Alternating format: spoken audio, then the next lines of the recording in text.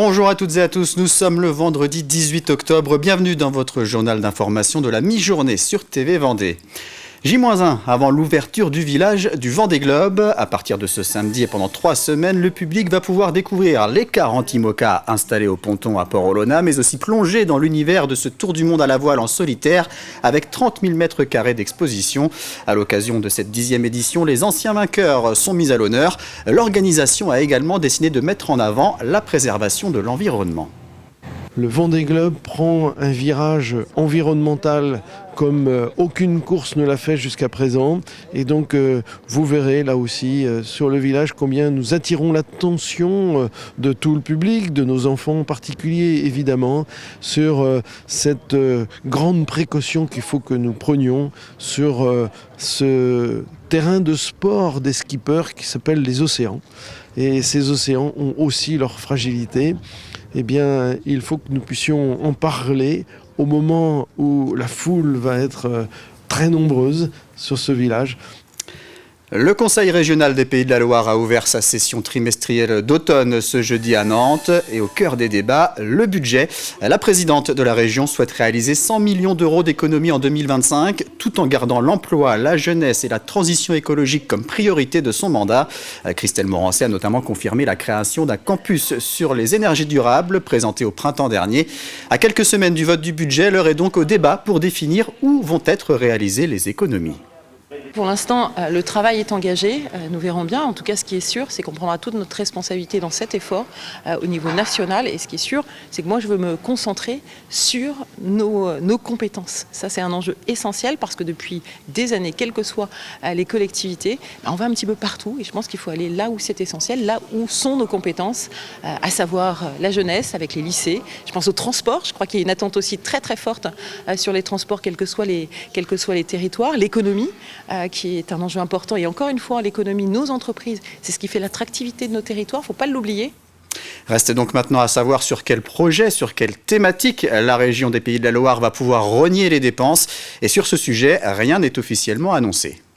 Nous avons des efforts à faire les uns et les autres pour aller de l'avant et répondre au mieux aux besoins de la population avec les recettes que nous avons. Voilà. Alors bien sûr c'est douloureux.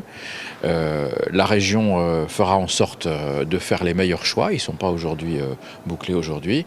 Et ils seront faits à la fois dans l'intérêt des générations futures et en même temps dans les priorités d'investissement pour l'avenir. Et c'est pour ça qu'aujourd'hui nous passons aussi du temps sur la question de l'économie, le soutien des filières qui sont aujourd'hui parfois en danger dans le contexte économique, mais aussi prévoir l'avenir.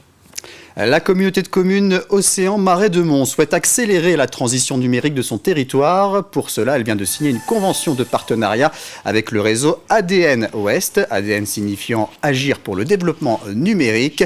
Ce partenariat devrait permettre notamment de créer des projets innovants dans les secteurs de l'agriculture et de la santé.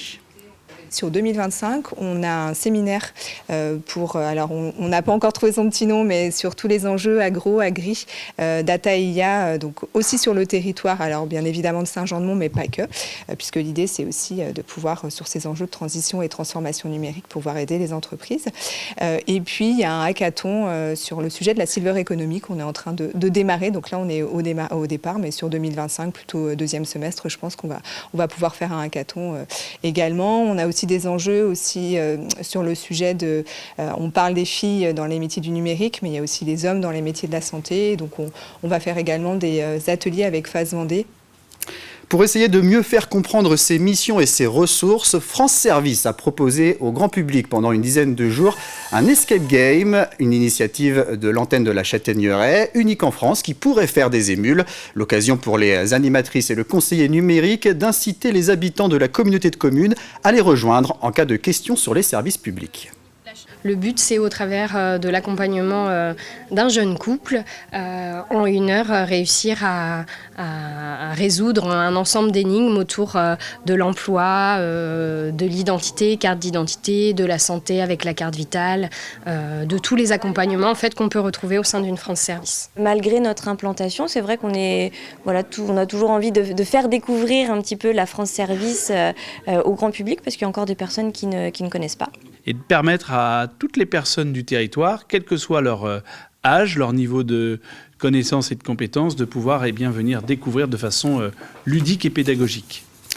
Le 15e Festival international du film se déroule actuellement à La Roche-sur-Yon et pour la 12e année, une carte blanche a été laissée à la Cinémathèque de Vendée.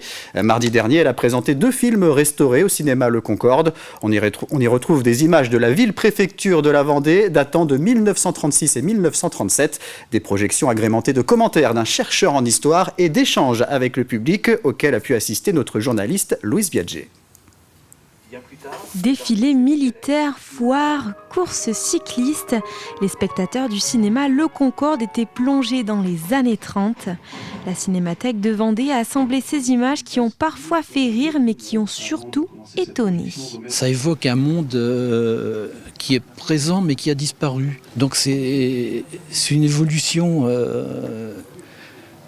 qu'on a de la peine parce que ça va très vite en fait. 90 ans, c'est pas grand-chose. La projection montre un moment de transition de La Roche-sur-Yon en tant que petite ville de 16 000 habitants avant la Seconde Guerre mondiale.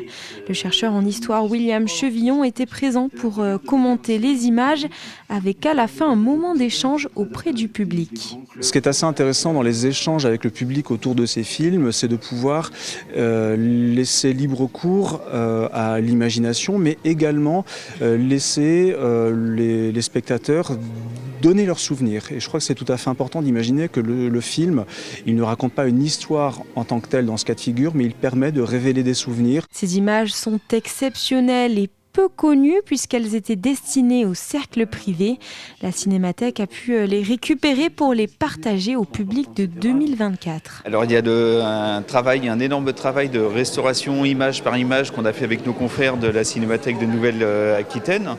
Ensuite, il y a ce qu'on appelle entre guillemets un travail de dérochage, recherche d'images. Il y a un travail qui a été fait avec l'historien William Chevillon, qui était d'identifier les lieux, les personnes, les événements, les années précises, et ensuite de pouvoir créer une histoire à partir de tout ça. Cette carte blanche laissée à la Cinémathèque dans le cadre du Festival international du film reviendra sans doute l'année prochaine.